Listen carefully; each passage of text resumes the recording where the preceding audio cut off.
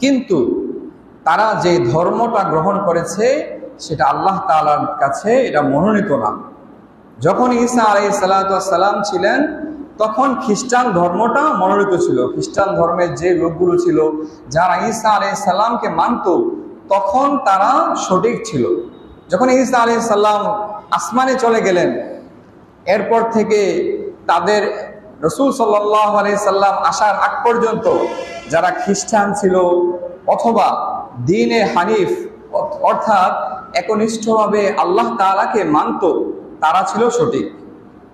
যখন রাসূল সাল্লাল্লাহু আলাইহি সাল্লাম চলে আসলেন এরপর আল্লাহ তাআলা ঘোষণা করে দিলেন যে ইন্নাদ-দীনা ইনদাল্লাহিল ইসলাম, আল্লাহ তাআলার কাছে একমাত্র মনোনীত ধর্ম হলো ইসলাম।